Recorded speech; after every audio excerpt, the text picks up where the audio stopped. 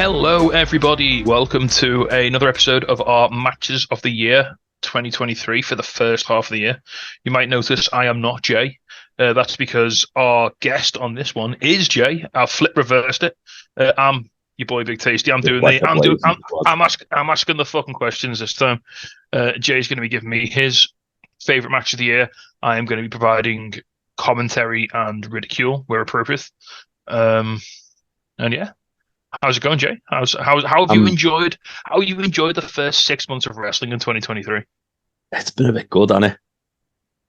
And by a bit, I mean it's been fucking obscenely good and really hard to choose.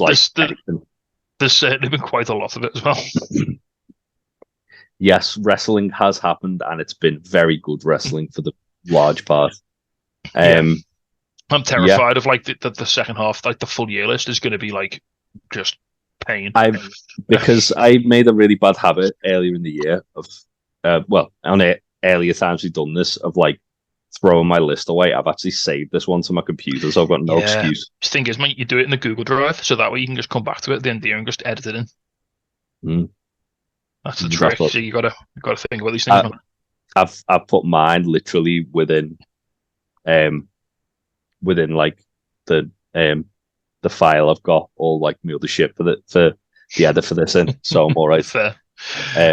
Right, so I don't know if you're gonna do this. You're gonna put yours last, like you did, like your coward yourself did for All In, or you're gonna put it in like cowarded myself. I wanted to get everyone else to spot. Like, no, because I only know when I'm recording 3 of these.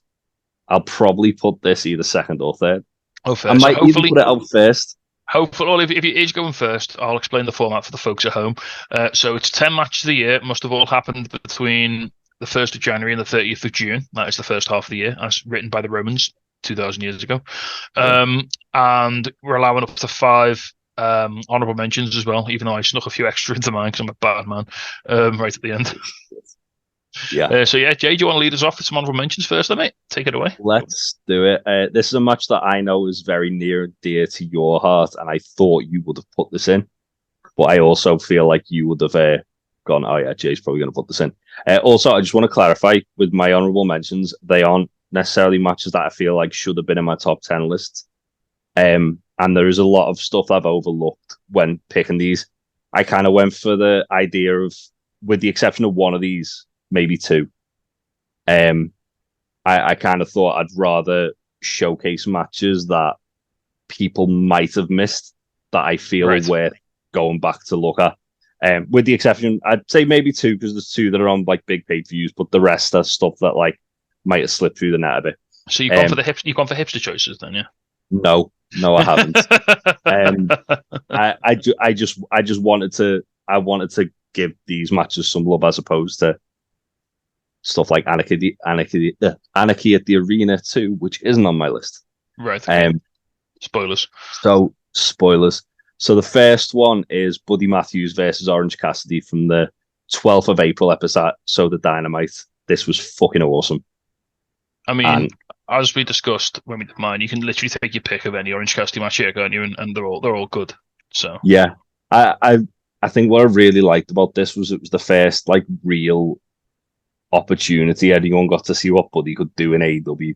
Like, not to say that he hadn't had many like chances to do much at all, because obviously as part of the House of Black he's killing it. But in a singles capacity, I think this might have only been his 2nd or 3rd singles match in the company. And good God, did he fucking show out. It also started off Orange Cassidy's whole like injured hand thing. Yeah, this was the starting point of it. It feels like that's telling a really important story throughout the rest of the year as we go forward. Yeah, and also this match had what I think might be the best near fall Orange has had so far, when Buddy did a fucking Geneva Convention violation on Orange's face with his knee. And Orange literally just crumpled to the mat. Go watch this. It was genuinely amazing. This, to be fair, this probably would be 11 on my list. Next up, match that as time's gone on, it's not really spoke about because of more kind of prominent stuff on the card. Io Skye versus Bianca Belair from WWE Backlash. This opened the card. Obviously, this is the show with Bad Bunny and Damian Priest on, where Carlito came back and Savio Vega, so everyone talks about that. These two just went hell to leather for 15 minutes, had an absolute banger of a match. The crowd really wanted to see Io win here, and I think that's why I didn't put it in my top 10, because I wanted to see Io win. I thought it was time that Bianca could have feasibly dropped the belt, and it wouldn't have been too big a deal, and it would have been massive for Io. But it's played nicely into the whole Money in the Bank stuff. And it started the whole story of like Io and Bayley slowly drifting apart from Damage Control. Probably one of the best matches WWE's put on this year, in my opinion. Fair, yeah. Next up, this is the hipster choice. Speedball Mike Bailey versus Jonathan Gresham from the first round of the Jersey Cup in GCW. This was tremendous. This whole tournament was really fun. If you find yourself with like an afternoon with like 4 or 5 hours to kill, then throw this on, because it's really, really good, and it showcases a lot of like exciting talent who are about now, but also a lot of exciting up and coming talent. A couple of other familiar faces. I mean, like no spoilers, but Jordan Oliver has a fucking run in this tournament. Yes, he does. I very, very nearly put one of his matches in here. Also, Commander's in it, and Commander's great. But this for me was the standout match. It's a match that's so good that Impact have then insisted on running it as much as they physically fucking can. But Scott Demore just like watching this one with this fucking edibles kicked in, like, I want that forever. The highlight of this match for me was Speedball did like a moonsault, like his moonsault on the outside, and Jonathan Gresham caught it into an ankle lock, and then grapevine the leg as Speedball landed, and it was fucking awesome. This match was just like, again, really good match, really exciting. I think Speedball Mike Bailey's name might be coming up a few times on this list, but don't worry about it. Number 4 on my honourable mentions is Eddie Kingston versus Jay White from New Japan Battle in the Valley. Again, top tier storytelling from Eddie. Jay White's an actual little shit. And Eddie Kingston did fucking crime to him as well. It was I don't think I've seen Eddie backfist someone so much in one match. And then like he hit him so hard. Yeah, Jay White spat on Eddie, and then Eddie just backfisted them repeatedly.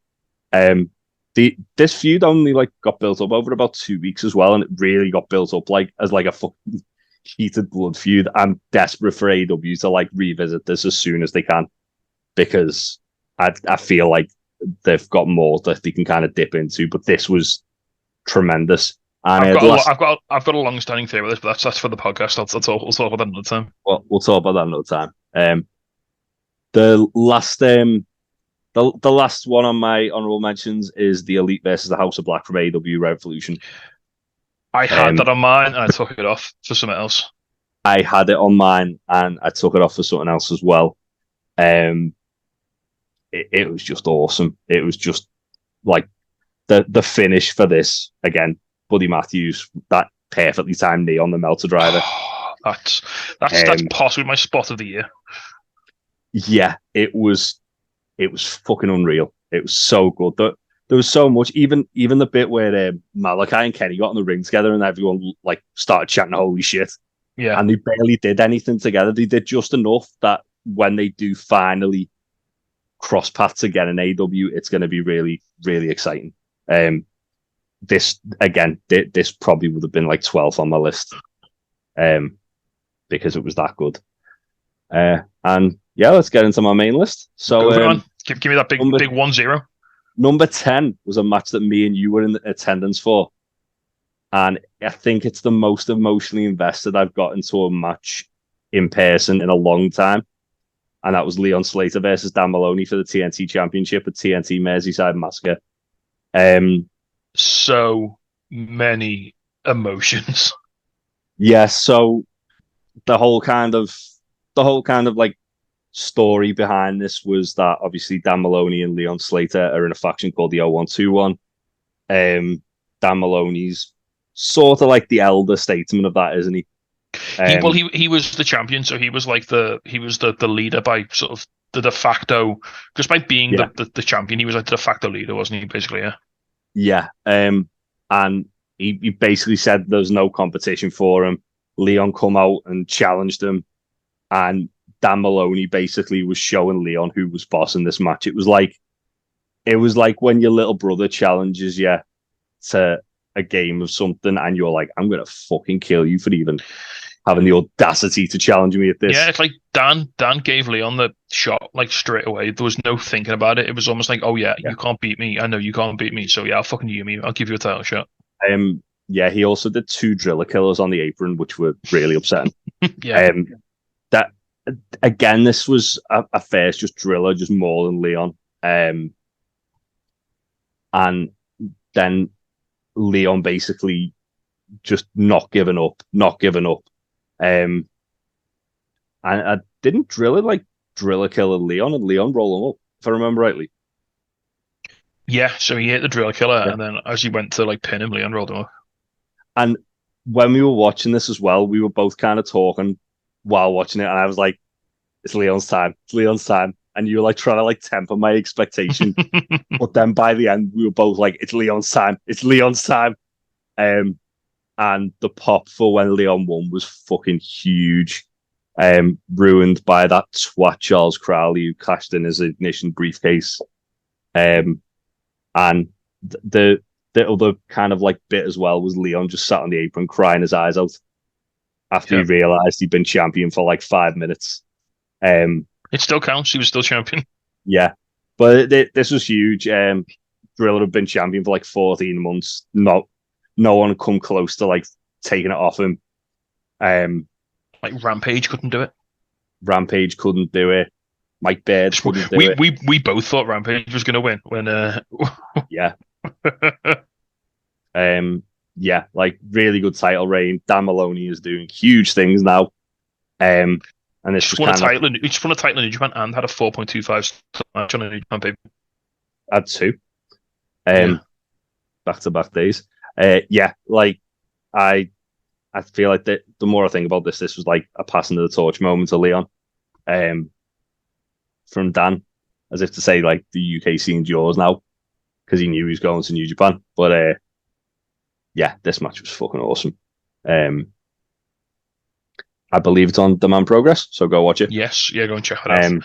If you subscribe to that, if you don't, even if you get a subscription for this match, you won't be disappointed. Speaking of things you can watch on a subscription, number 9 is from WrestleMania 39 Night 2. And if WWE... How much is it WWE Network? I don't know. Don't worry about it. They're not paying us to plug that shit. Yeah, I feel like if there was ever a match WWE would put on to try and win you over to watch a show, it would be this one. The Intercontinental Championship match, Gunther versus Sheamus versus Drew.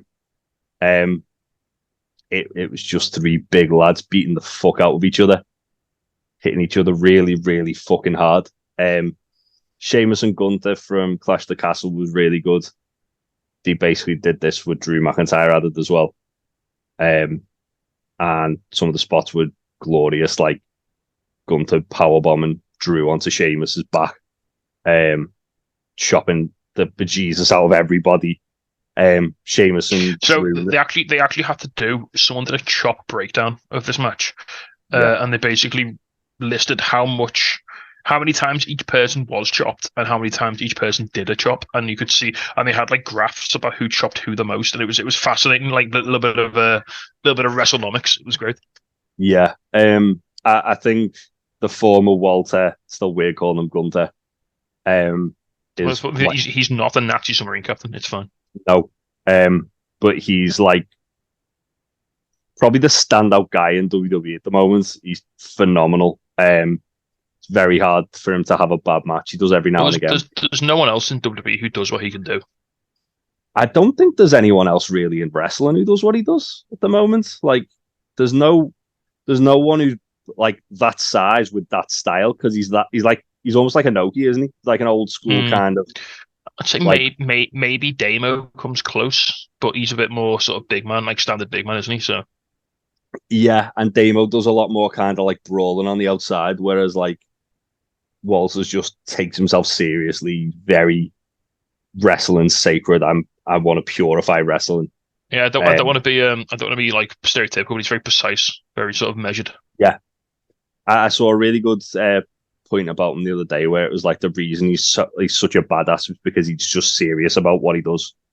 Yeah, and he just wants to like show why he's the best.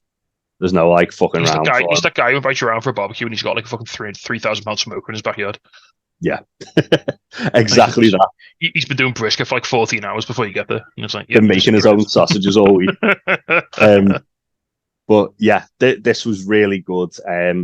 Three of Europe's best exports just tearing it up on an American stage. Big meaty men slapping meat. Yeah, very good triple threat match. Go watch it. Yeah.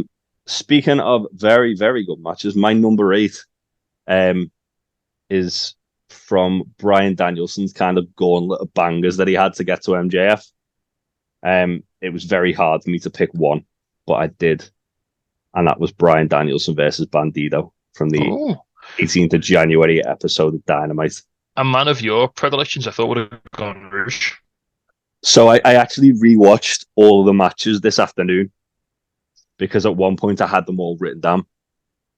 It's okay. Germany works. The government, it's their money he's wasting. Yeah, it's fine. Actually, I'm on annual leave at the moment, so fuck you. Fair. But fine, mate. If you don't waste the money, Richie, just give it to one of his mates. So it's all right. Don't worry about it. Other governments are available. But yeah, I watched them all back, and I think because like the Roosh match was basically a Roosh match with Danielson in there, just like doing cool shit every now and again. The Thatcher match was just a technical classic. The Takeshita match was essentially just a hard hitting match that the two had. This was kind of like a mixture of both because Danielson tries to beat Bandido with his own game, and he eventually succeeds. But he obviously tries to do like some more like fast paced lucha stuff.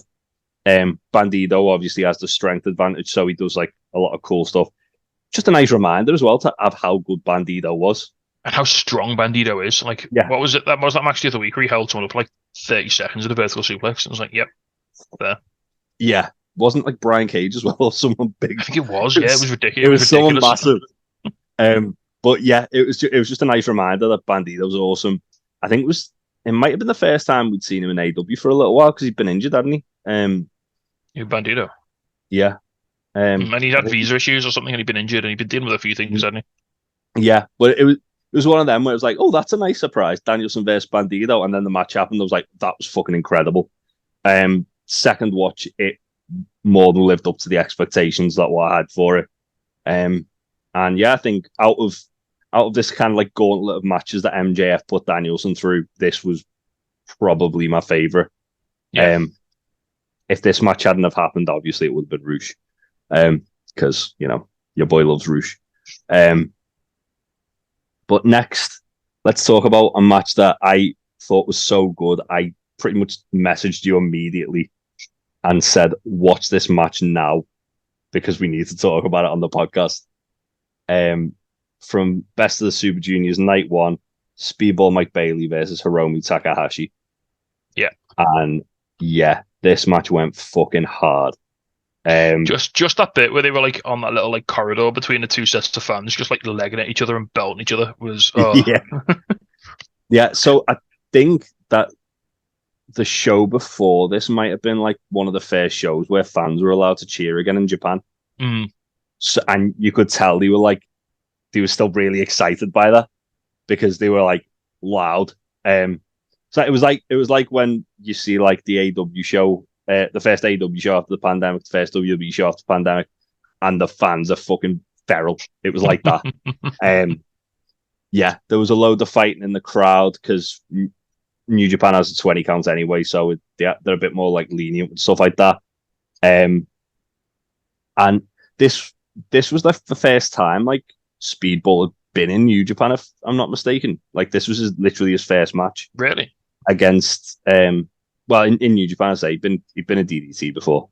But against, like, the IWGP Junior Heavyweight Champion, who'd, like, literally his match before this was taking Sanada to the limit, and just about losing in a champion versus champion match.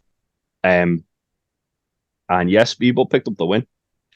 Yeah, I mean, this match also, like, sort of, it cements Takahashi as, like, the king of the Super Juniors, really, doesn't it, as well? Like, it's his division, basically. Takahashi had a really good Best of the Super Juniors tournament, as did Speedball Mike Bailey. Like, fuck me, I thought he was going to win the whole thing. Yeah, no Master Water, though, are they? Well, Master Watto knocked out Mike Bailey, so that made me very sad. Speedball pissed his block, though, to be fair. It was very hard to pick just one match from Best of the Super Juniors. Just one. Like, Titan versus Takahashi was awesome. Speedball versus Leo Rush was amazing. Like, Driller was having fucking bangers. Yeah, Driller had a really good match with Robbie Eagles. But in the end, this was what I went for. And I think, looking back, there wasn't really much that stood out above this as far as, like, the quality of the matches go. Just, again, Speedball Mike Bailey's on another fucking level, isn't he? Yeah. He really is. Next up, let's keep it with New Japan. Okay. Mercedes Moné versus Kyrie. Oh, not the triple threat. Not the triple threat. Okay. Only because I haven't seen it all the way through, and I didn't have time to watch it, like, all the way through, because I had to, like, just trying to get New Japan World to do anything. As I think it was Adam Blompier said on his top 10 list on Parts Unknown, like, we watched Mercedes Moné's matches in New Japan. It's a really good example of what happens when you just let WWE, like, incubated talent just fucking go. Yeah. Just fucking do anything, do what you want. We're not going to tell you how to wrestle. Just you know what you're doing. Just fucking have it. And then yeah. I think as well the reason I went for the match with Kyrie was because there was so much hype around this match, and that literally it's Mercedes' first match back, like, after leaving WWE, and everyone was like, "Is she going to be able to keep up? Is she going to be able to go?" Obviously, Aaron Kyrie had wrestled before in WWE, so they had a bit of familiarity. But then the fact that they, like, brawled around the like, the building, they did, like, that spot off the stage where Mercedes, like, ate shit. It just felt like a really big deal, and I think that the only reason why I'd put this over the triple threat, other than the fact that I was, like, midway through the triple threat when we were, like, coming to do this,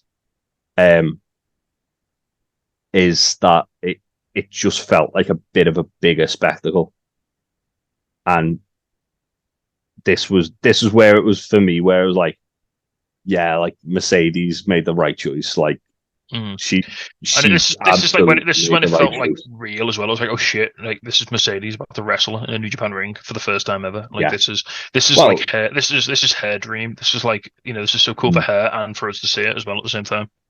Well, like, literally, like, the day after this match, it was all everyone was talking about. Yeah. Like, it really was. It proper broke the internet, didn't it? It was like, it was one of them. Yeah, and again, there was negativity around it. There was positivity around it. I'm of the mind frame that I thought this was awesome. I thought it really shown what Mercedes can do, and it's shown what Kyrie's, like, capable of to a Western audience as well, because they got glimmers of it when they did, like, the Mae Young Classic and stuff like that, but they didn't really get to see how good she was until this match, I thought. Why can't Mercedes just be miserable in a company that I watch so that I can enjoy her? The lovely thing about wrestling is you shouldn't stick with a company that you watch to see the people you like. If you like someone, follow them around. Exactly. Just watch whatever if you like that wrestler, go and watch that wrestler shows. It's not hard. Especially with stuff like Fight Plus and stuff like that. It's literally never been easier to watch as much wrestling as you want. Like, what the fuck are you waiting for? Yeah. Speaking of people who should be miserable in other companies, my number 5 is Jon Moxley versus Hangman Page, Texas Deathmatch. Yeah. This was outstandingly violent. It was shocking. I mean, obviously we are seasoned deathmatch enjoyers. We've seen some ridiculous we shit. like a bit of blood. But all right, it didn't hit like full deathmatch like levels. But no, considering this was on like a network television show, this was fucking gory. Well, I think the thing where it made up with with it not being like a traditional death match was that when it was violent, it was like shockingly so. Like the bit where Mox like curb stomped Hangman into the bricks, and the bit where Hangman just twatted Mox in the face with a brick, and then like the oh shit! I remember when Hanger just nailed Mox with a brick to the face. And while it was different because it was just a pure fight that then got out of hand every now and again, as opposed to a death match where, as much as I love deathmatch wrestling, sometimes you can get a little bit desensitized to what's going on because, like, it just you can almost see the spot lined up, can't you? And it's like, right, they're gonna do that, then they're gonna do that, then they're gonna do that.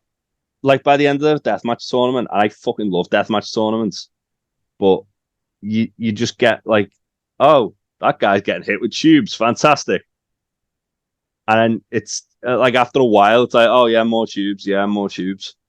Whereas with this, it was like, oh holy fuck! Like Hangman just hit Mox in the face with a fucking brick.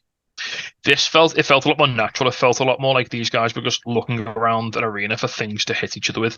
And I know Moxley and Hangman like are okay with each other in real life, but like they actually sold the hatred of each other so well in this match.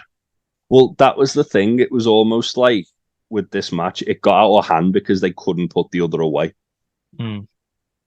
After obviously they did the whole Mox legit KO'd Hangman, and then Hangman and Mox did the whole where Hangman like where KO'd Mox, and he basically replicated the finish of the other match, and then it was like, I'm gonna fucking kill you for that. And like the fact that Moxley tapped out when he's been so protected in AEW. I mean, just talk about the finish, like Hangman hanging Mox with a big thick fucking chain around his neck. That's an image that's like seared into my brain. Yeah. I think I've watched this match more than any other match on this list, purely because it's just, out of all the matches on this list, it's probably the most easy to just kind of like pick up and just go, oh yeah, I'll just throw that on. And that's mad to say when it's such a violent match, but it's just the one where I go, oh yeah, I'll just throw that on, just have a little look, just see Mox and Hangman crime each other. So it's a pity Moxie's being forced to do this instead of going back and doing what he really loves and cutting promos as the number is. I bet he's dead upset that he doesn't get to wear a gas mask and get injections in his ass. Yeah. But yeah, I thought this was fucking awesome. I really did. And another match that was like that, where I didn't know what to expect going into it. I certainly when I started watching this match. What number right now? This number 5? This is number 4. 4? Okay. Yeah. When I started watching this match, I did not expect this to make it to my match of the year list. I expected it to be a fun match, but I didn't at all think this is gonna be like in my match of the year list, let alone be this high up. But it was just outstanding, and that was Masha Slamovich versus Speedball Mike Bailey at GCW Worst Behavior. This was Masha Slamovich's first defense as GCW champion. She'd just beat Nick Gage for it. Oh, nice. Speedball was like the hometown hero in Canada, so there was a little bit of booing for Masha. So Speedball just went full bastard, which he tends to do every now and again in GCW. He pulled up all like the padding on the floor and like, well, I say padding. It was like there was like a little tiny bit. He basically just kept dropping Masha onto like the wooden floor.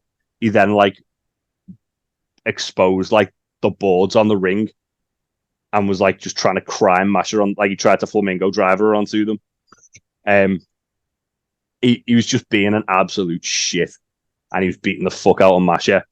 The finish visually was one of the coolest finishes on this list, which was like Speedball had basically like separated the boards, and him and Masha were like fighting basically in like a hole in the ring. Mm. And then Masha got him in like a sleeper and stood on one of the boards and just like held him up, and then did the Brody King drop but into the hole. Nice. And Masha retained. It was fucking wild. As I say, like, I didn't expect this match to go the way it did. Especially with Speedball, he's a lot more like a technical wrestler, isn't he? Martial artist, does a lot of high spots. You wouldn't expect him to go full like plunder and lunacy, but here we are. There was a bit as well with Speedball just running around the ring, like round the ring, looking for a knife, and then he found one, and just like cutting the ring apart, and everyone was like, "What's he doing?" Yeah. If there's one match on this list, I'd recommend anyone to go out the way and watch. It's probably this, just because it was tremendous, really fun match. Get it on the old Fight Plus as well. On Fight Plus, yeah. GCW worst behavior. Right then. So now we're into the top three. The podium positions. So number 3 is Kenny Omega versus Will Osprey from Forbidden Door. So Osprey Omega 2. Yeah. This match was incredible. This match was fucking outstanding. I think it, depending on the day, it would be between this and the first one for me. But I think this is the place it is purely because of well, obviously I'm going to talk about the first one in a moment. It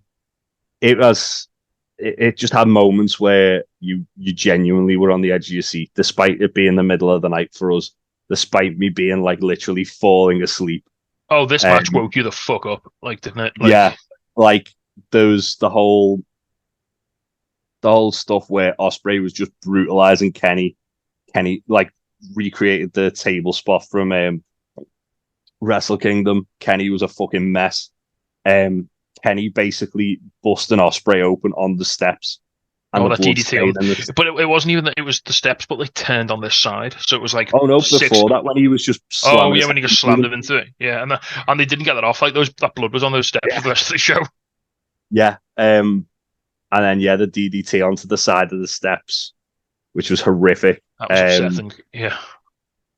The near fall where Don managed to get the screwdriver to Osprey, and Osprey stabbed Kenny in the head on the one-winged angel, and then hit him with the with the hidden blade and the Stormbreaker. Easy for me to say. The forbidden blade. And then Kenny like literally getting his foot on the ropes. That was like not even his foot, like the tip of his toe. That was a callback as well to a Kenny Okada match. Yeah. So basically, where Kenny had hit Okada with the one-winged angel during their second match, and Okada's foot just flopped on the rope because he didn't have it like hooked properly, and that's the way Kenny's did as well. Then there was obviously Osprey hit Kenny with the one-winged angel. Kenny kicked out at 1 after getting Kamigoye'd as well. Yeah, and then that Tiger Driver, which broke Twitter. just like you talking through it is like giving me like the fucking chills that I got when I watched it. Yeah, it was tremendous. They told a fantastic story. I'd say a lot of people say this is the best match that AEW's ever put on. I'd be hard pressed to argue if my number 2 wasn't a different match from AEW. And that match is MJF versus Brian Danielson in an Iron Man match at AEW Revolution. Number 2. This is number 2. It was fucking outstanding.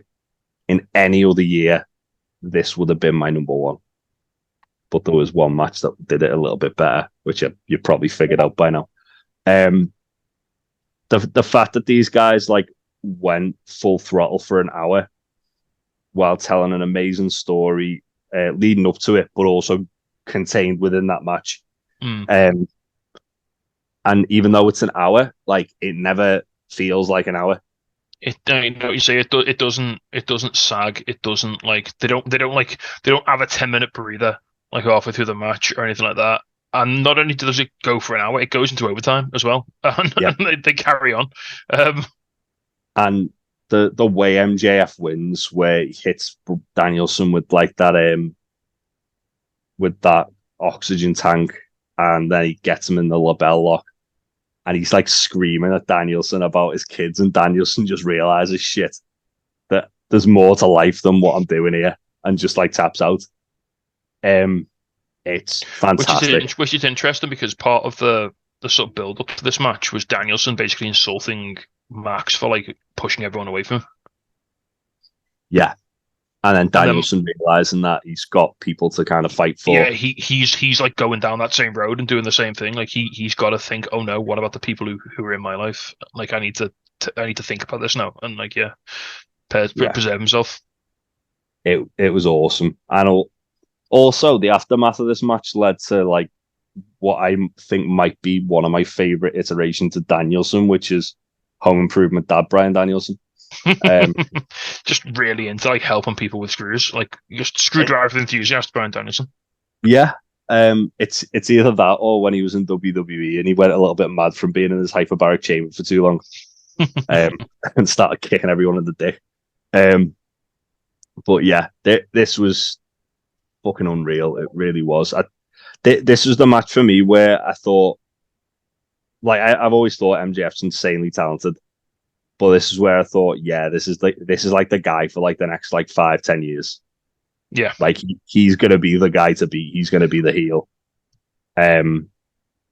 wherever he goes, because obviously there's the bidding war of 24 coming up. I think he's already resigned. I think he's already resigned, but don't worry about it. Hey, brother.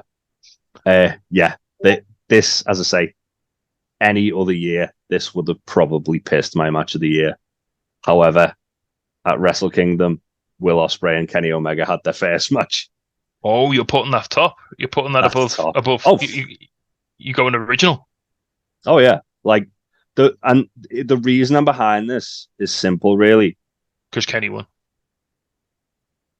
Not because he won. How he won.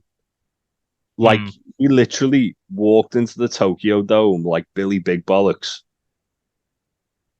He during the build up for this, all Kenny had said was, "You've not lived up to the hype that I had that when I left." Will Osprey was very vocal about everything going into this, and Kenny Omega barely said a thing to him. Kenny just walked in as the fucking cleaner and absolutely murdered Osprey. This was shocking, wasn't it? This was like Brock v Cena. Really, this was like. It really was. It was like 20% Osprey, 80% Omega. There was a lot of callbacks in the first match for this too. This was like Daddy's home. Like, he's like, I left. I gave you the keys.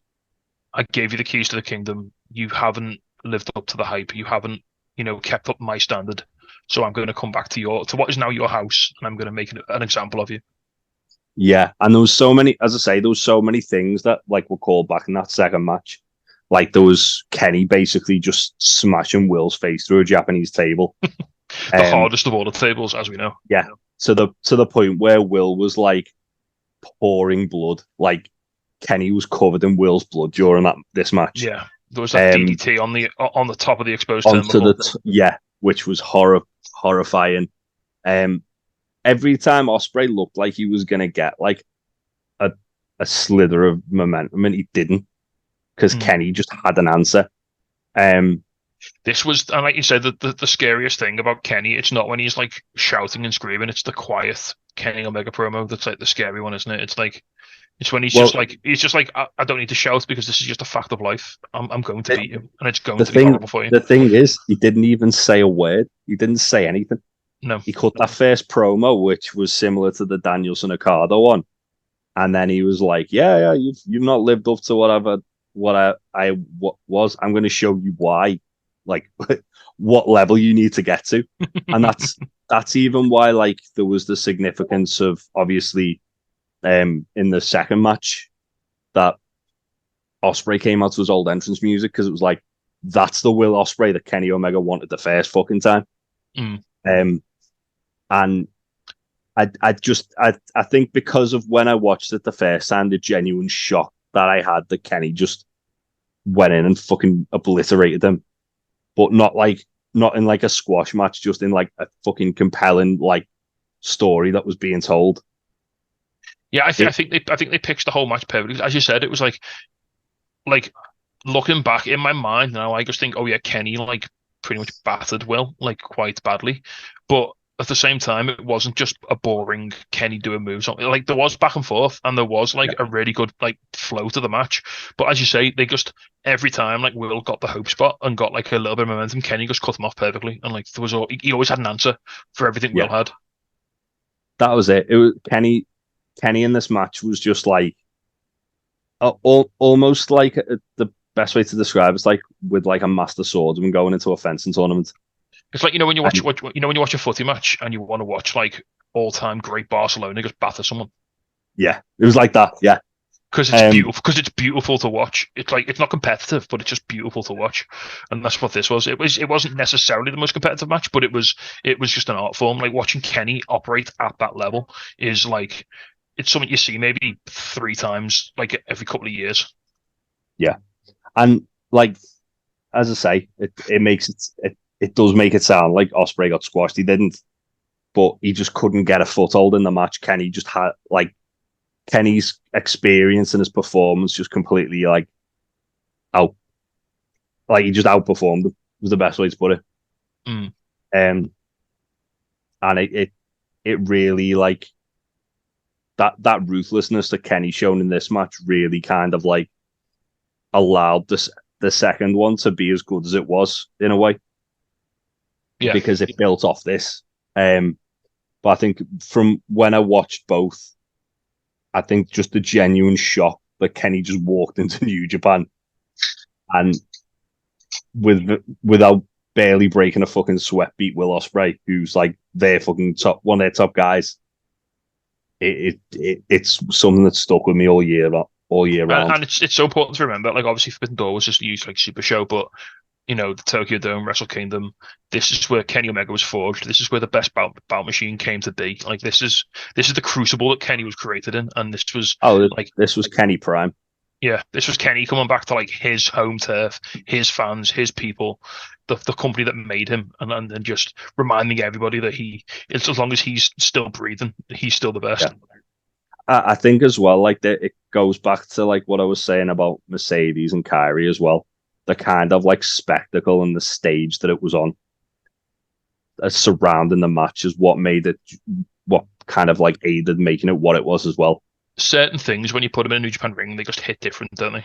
And this was one of them. Like those entrances were both fucking incredible. Especially TJP shitting himself on Osprey's pyro. That was fucking hilarious. I forgot about that. That was so funny. Well, that was the other thing. Like Kenny was like just staring down the United Empire, who were watching their leader getting dismantled. No one even dared step up. They were saying, "No, we can't even do anything about this." Aussie Open was so upset he went to AEW. Yeah. But yeah, it was just incredible. Really good match. Yeah. I mean, there's no argument from me there. No, I've got nothing to add because what more can you say? What more can you say? Yeah. Right. Shall we wrap this one up then? Yeah. Well, if you've ran your course, before we leave, I'm gonna spring some sneaky surprise questions on you. A little quick fire round, just like you did to me. I'm gonna keep them the same though. So, best wrestler so far of the year? Orange Cassidy. Best female wrestler so far of the year? Athena. Best promo of the year? Juice Robinson has had his 8 hours. He's fully rested. He's fully rested. Number two to that, because it was very close, was Zack Sabre Jr. talking to Samoa Joe about the Island Boys. Best show of the year? AW Revolution. Oh, I mean, there's some fucking bangers on that. Because I've had 3 matches on my fucking list from it, so... And I'll throw an extra one. What's been your favourite promotion of the year so far? Oh, I'm going to say Ring of Honor. I've just consistently enjoyed everything they put out. No matches in your top 10, but if you look at the average match quality, I think it's right up there. Consistency. I enjoy that show like the most every week. Fair.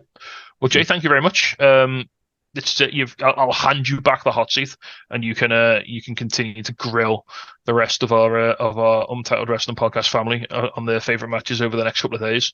What's the release schedule going to be like for these? Are we going to drop them one day at a time? They all coming out next week? I think I'm going to release them a different day next week. I'm going to probably try and get them all in the can first and all edited, and then I'm going to figure out a schedule and probably just do it over the course of a week.